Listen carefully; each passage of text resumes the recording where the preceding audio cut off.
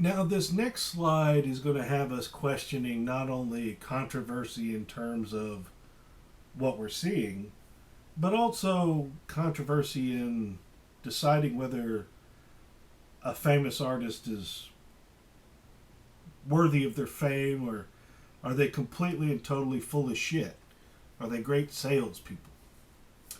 So, this is by the British artist Damien Hirst. I misspelled his last name there. It's Hirst.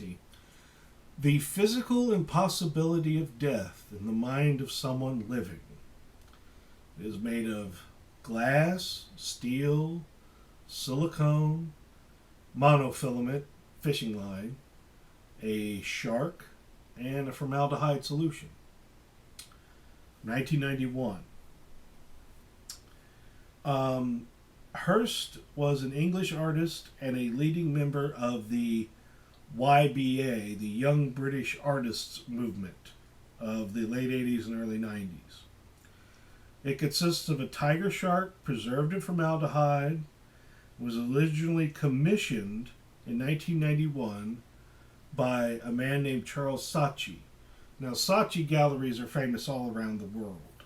He's a fine art dealer. And he said he basically commissioned him, make me something. You're the hot new thing, and I will give you X amount of dollars, and you just make me something.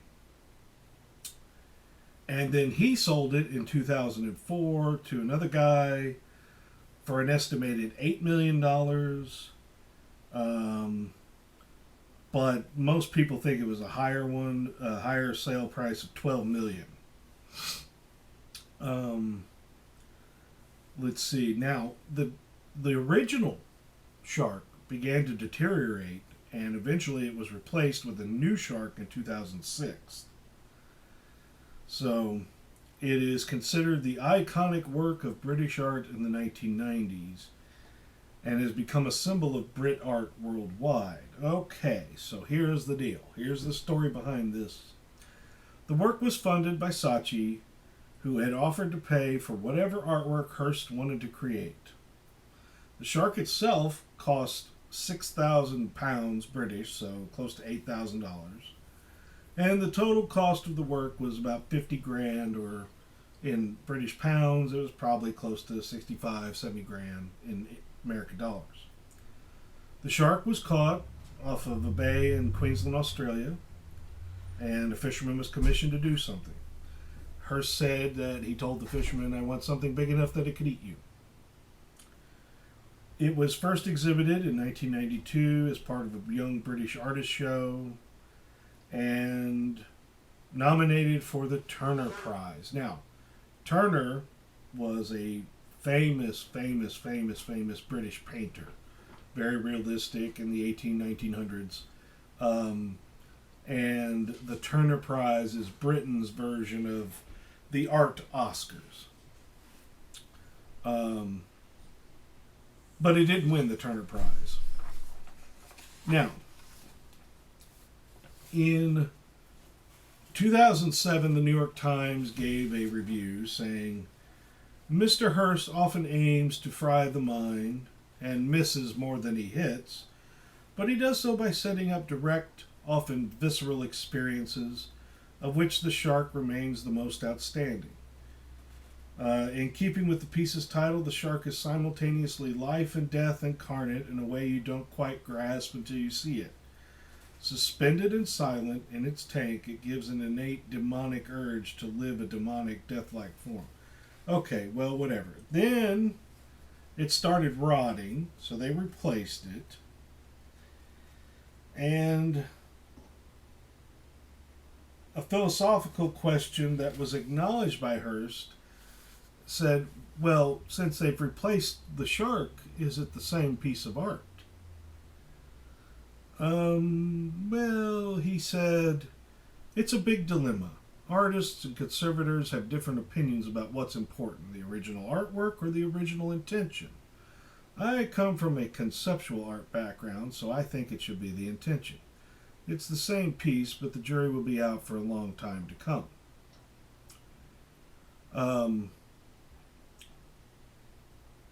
Let's see here. Next is...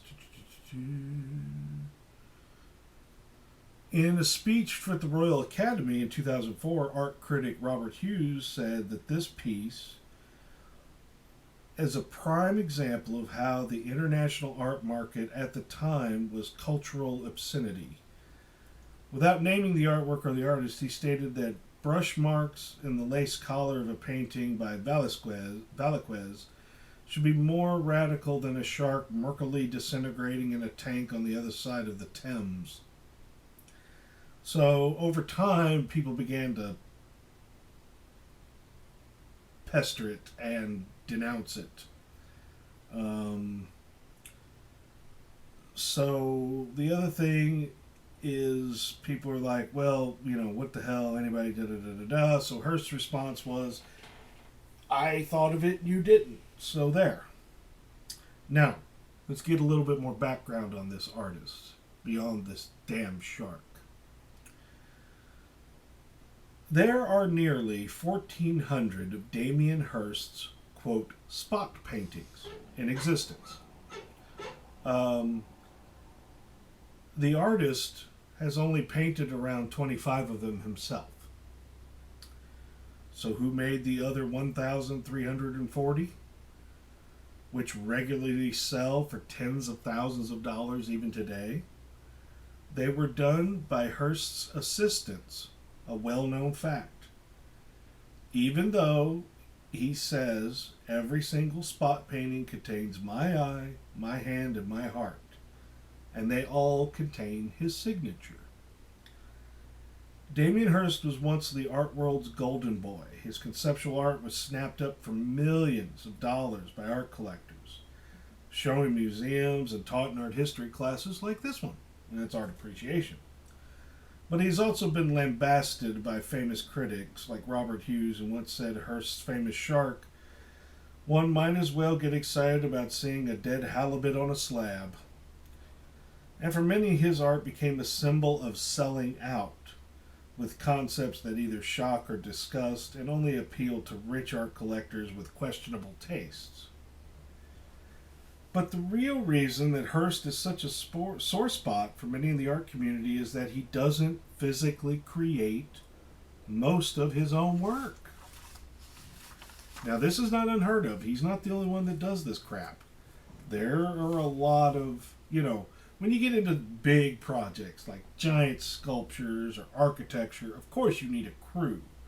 And you do need help to create or fabricate some pieces here and there. But he doesn't even do that.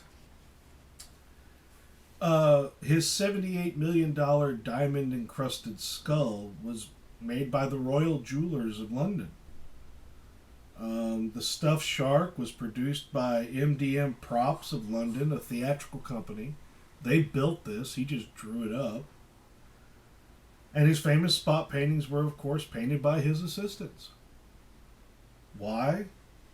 Because he couldn't be bothered to do the work himself.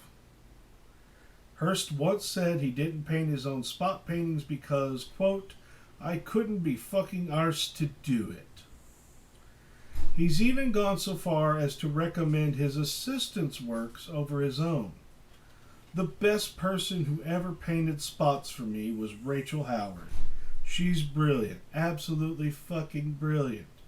The best spot painting you can have by me is one painted by Rachel. As one story goes, one of Hearst's assistants asked the artist for a spot painting. Hearst told her, make one of your own. When she said she wanted one made by him, he responded, but the only difference between one painted by her and one of mine is the money. Hearst sees the real creative act as the conception, not the execution of art. Come up with the idea, therefore he's the artist. He's not the only artist that feels this way. Andy Warhol had the factory. Jeff Koons has a team of assistants too. And they all admit to little talent and a bunch of ideas. But no one is quite as annoying about it as Hearst. I can't wait to get into a position to make really bad art and get away with it, he told the Times of London. At the moment, if I did certain things, people would look at it, consider it, and say, fuck off. But after a while, you can get away with things. Since 2009, so 11 years now, a third of Damien Hirst's works have failed to sell at auction. And those that have sold were for 30% less than they were in 2008. It turns out you can only get away for things for so long. So he was kind of a flash in the pan. And again, it questions, and if you're wondering what the hell these spot paintings look like, they're actually, not bad. Hearst spot paintings. I mean, they're just dots, but they're nice and big. And they come in, different, very similar to pop art that we've looked at. I mean, they're basically color swatches, but they're, they're fun enough, I guess. I think their size, obviously, we talk about scale. Size is very important when it comes to these spot paintings being cool. Nothing to write home about. They're fine. Banksy makes fun of them, so. But yeah, so I mean, like I said, there's nothing to really write home about, but there is something decent about them. And I'm going to go ahead and cut this section off here, and we'll pick up on the next video.